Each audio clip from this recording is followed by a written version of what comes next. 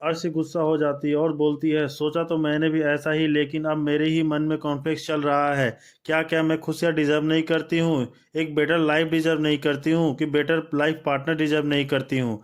एक लड़की होने के नाते मैं भी तो जिंदगी की हर खुशी डिजर्व करती हूँ ना मॉम।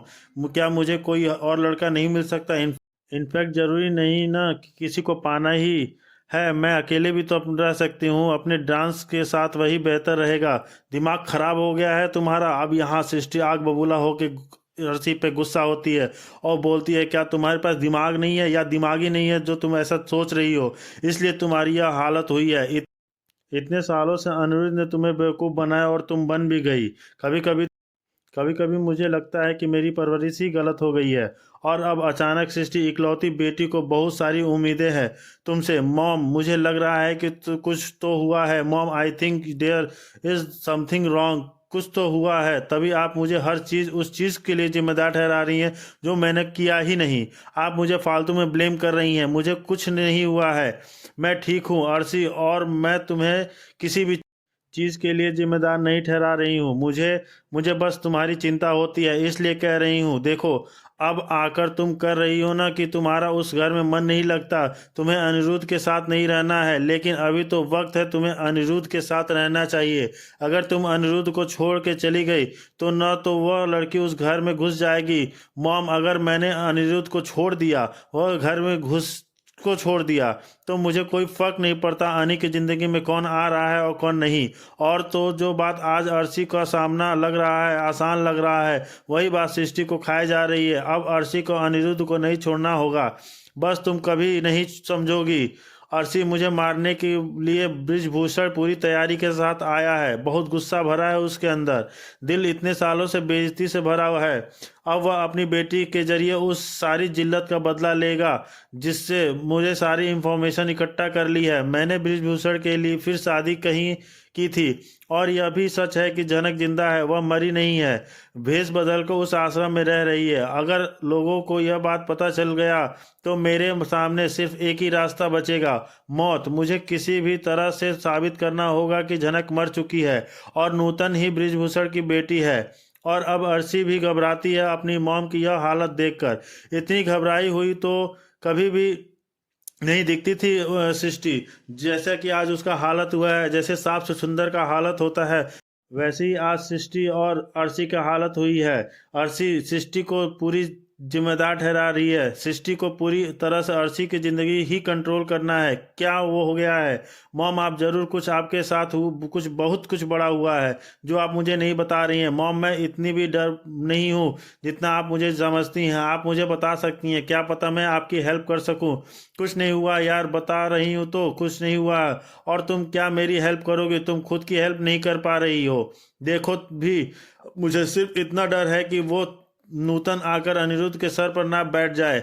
मुझे तुम्हारी चिंता हो रही है, इसलिए देखो, अगर तुम अनिरुद्ध का घर ऐसे ही छोड़कर चली आती ना तो मुझे कोई प्रॉब्लम नहीं थी, लेकिन तुम्हारे छोड़ने के बाद अगर कोई और तुम्हारी जगह लेने वाला होगा ना तो मुझे डेफिनेटली प्रॉब्लम है। अब मेरी बात सुनो, तुम्हें अनिरुद्ध के बच्चे की माँ बनना है।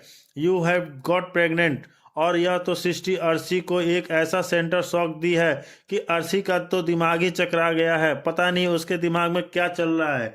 अर्शी को कुछ समझ में तो नहीं आ रहा है आखिर उसकी मॉम ऐसा क्यों कह रही है। यह तो अजूबा हो गया। उसकी प्रेग्नेंट और अनी के से मॉम, मेरे और अनी के बीच में कोई भी फिजिकल रिलेशन नहीं है।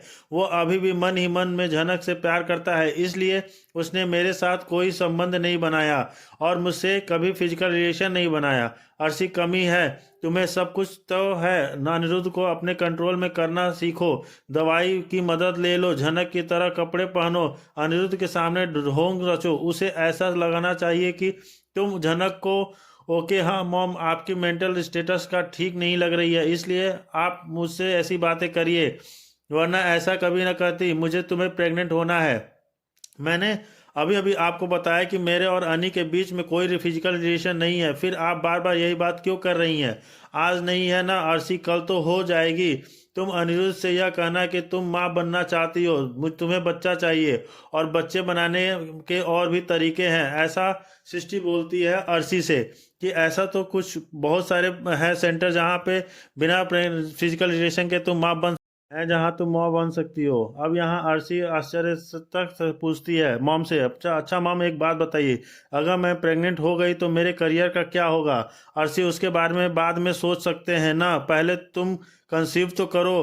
पर अब अर्शी को कुछ भी समझ नहीं आ रहा कि ऐसा कैसे अचानक से सब कुछ उसकी मॉम के दिमाग में बदल सा गया है। पूरी सोच ही बदल गई है। अलग इतनी बड़ा बड़ी बात बोल रही है वो, और देखो अगर नहीं हुआ ना तो प्रेग्नेंट होने का नाटक करो। नहीं मॉम, मैं थक चुकी हूँ प्रिटेंड कर करके। मॉम, एक ही इंसान के पीछे फाइट करते करते अब मुझसे और टॉलरेट नहीं होगा। और ज़रूरी तो नहीं है ना कि नूतन की हरकतें भी जनक जैसी हो। नूतन भी अनी को पसंद करेगी। हो सकता है कि नूतन को कोई और लड़का पसंद हो, या उसके डैड ने उसके लिए शादी के लिए कोई और लड़का ढूंढा होगा। जी ऐसा कुछ भी नहीं किया है उसके डैड ने। आपको कैसे पता। और अब अर्शी का यह छोटा सा सवाल सृष्टि के मन में घंटी बजाती है, उसे सतर्क कराती है। गेस गेस कर रही हूँ, और मुझे तो लगता है वो लड़की वैसी ही है जैसा जनक जैसी होती। जैसा। अच्छा मॉम, यह बताइए कि गुरुजी ने हमें क्यों नहीं बताया अभी कि उनका कोई जुड़वा भाई भी है और उसकी एक बेटी भी है। और अब जनक आग के सामने नूतन आई है।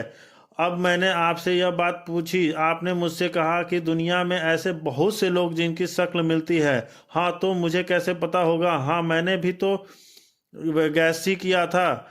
और सच तो अभी पता चला कि मुझे कैसे पता होगा। यह तो गुरुजी का पर्सनल मैटर था, वो डिसाइड करते ना कि किसे बताना है किसे नहीं बताना है। हाँ लेकिन मुझे नहीं कहीं नहीं बताया तो मुझे बुरा लगा। अब अगर गुरुजी तुम्हें कॉल करेंगे ना तो तुम बिल्कुल इंटरटेनमेंट मत करना। मॉम, ये आप क्या कर रही हो। मैं बचपन से गुरुजी से डांसिंग क्लासेस लेती हूँ, उसके क्लास कैसे इग्नोर कर सकती हूँ। तुम्हारी भलाई की बातें करती हूँ तो तुम्हें बिल्कुल समझ में नहीं आता ना। हमेशा सिर्फ बहस कर रही है। अगर तुम्हारे बारे में कुछ सोच रही हूँ तो वजह है उसके पीछे। हाँ तो वजह ही तो जाननी है मुझे, क्या वजह है। वजह क्या है अर्शी की गुरुजी ने हमसे सब कुछ छुपाया, अंधेरे में रखा, झूठ बोला, और अब अचानक से अर्शी को भी अपने गुरुजी के साथ कोई भी बातचीत संबंध रखने से मना कर रही है। उसकी मॉम। अर्शी टोटल कंफ्यूज में है कि उसकी माँ आखिर करना क्या चाहती है। अचानक से उन्हें क्यों हो क्या गया है। पर सृष्टि के मन में चल रही हलचल, डर सब कुछ खो देने का इस कदर सता रही है कि अब उसे कोई भी हड़कंप अपनाना होगा, खासकर अर्शी की सुरक्षा के लिए।